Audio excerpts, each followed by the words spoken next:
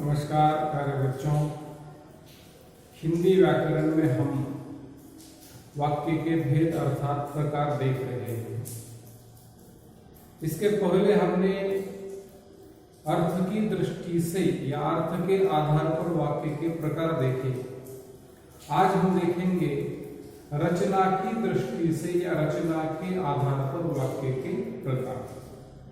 जैसे वाक्य की रचना होती है उस रचना के अनुसार वाक्य के तीन प्रकार हैं: सरल वाक्य, संयुक्त वाक्य और मिश्र वाक्य।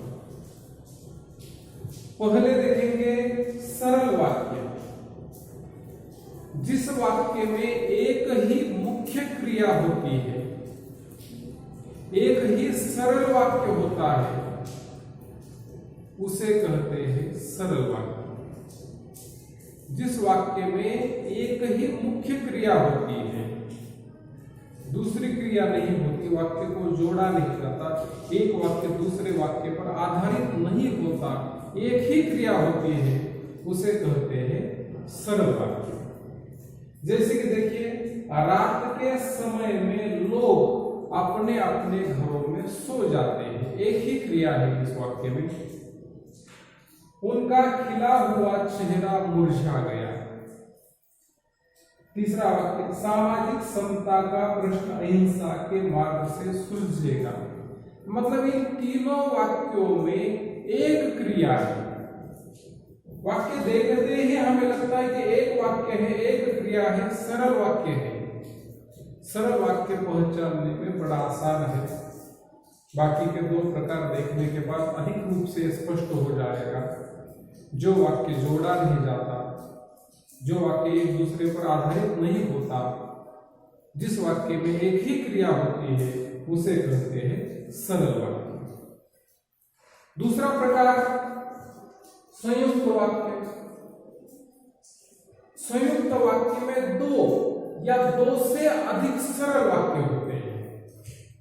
देखो, सरल वाक्य में एक वाक्य है और संयुक्त वाक्य में दो या दो से अधिक सरल वाक्य होते हैं। जैसे कि दो वाक्य होंगे, तीन वाक्य होंगे, चार वाक्य होंगे और इन वाक्यों को जोड़ा जाएगा, जिसे संयुक्त किया जाएगा, उसे कहते हैं संयुक्त वाक्य। जैसे कि देखिए, हेमंत ऋतु बीत गई तथा शिशिर ऋतु आई। आगे दो वाक्य, हेमंत ऋतु बीत गई, ये सरल वाक्य है एक। शिशिर ऋतु आ गई, दूसरा सरल वाक्य है। इन दो वाक्यों को तथा शब्द ने जोड़ा है। मतलब तथा शब्द क्या करता है? दो वाक्यों को जोड़ता है, मतलब दो वाक्यों को संयुक्त करता है, मिलाता है, तो यह हुआ संयुक्त वाक्य। जैसे समुच्चय बोधक अव्यय होता है तथा, किंतु, परंतु, लेकिन, मगर, यदि तो, नहीं तो, ऐसे शब्द क्या करते हैं? वाक्यों को जोड़ते हैं।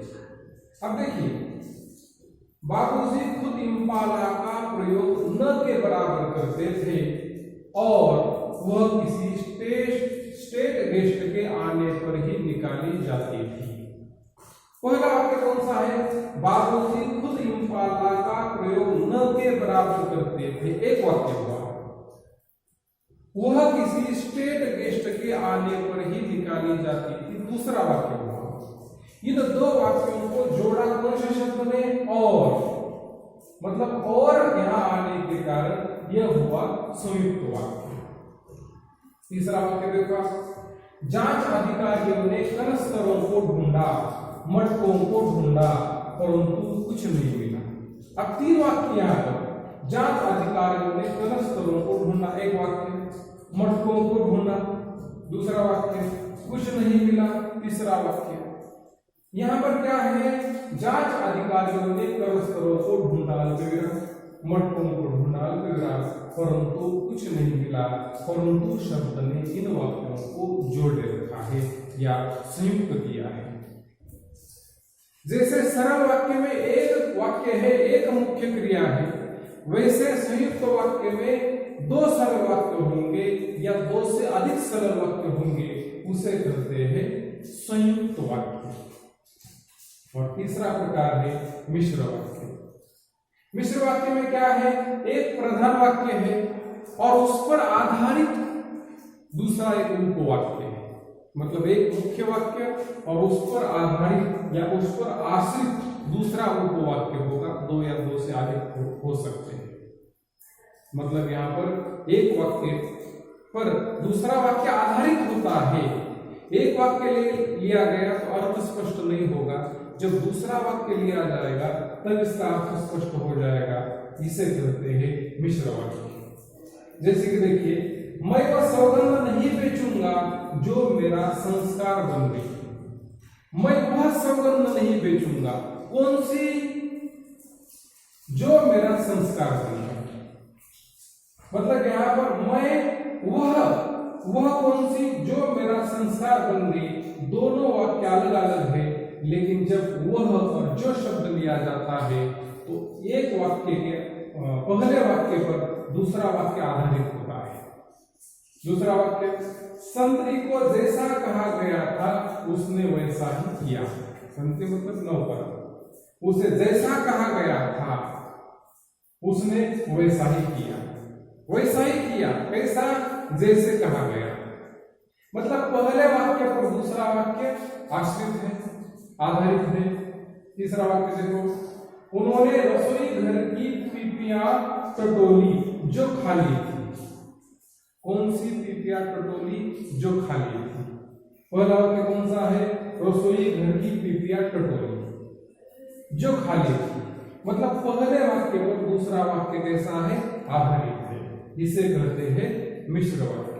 मिश्र वाक्य और संयुक्त वाक्य में क्या फर्क है? संयुक्त वाक्य में वाक्य को जोड़ा जाता है और मिश्र वाक्य में एक वाक्य पर दूसरा वाक्य आधारित होता है। इस प्रकार रचना की दृष्टि से वाक्य के तीन प्रकार।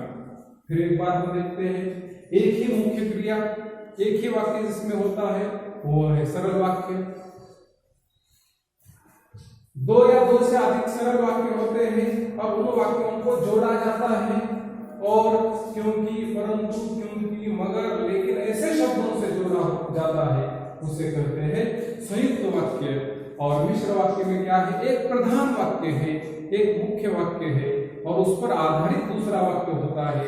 उसके बिना उसका अर्थ स्पष्ट नहीं हो सकता, उसे कहते हैं मिश्र वाक्य। इस प्रकार अर्थ की दृष्टि से वाक्य के 8 प्रकार हुए और रचना की दृष्टि से वाक्य के 3 प्रकार हुए।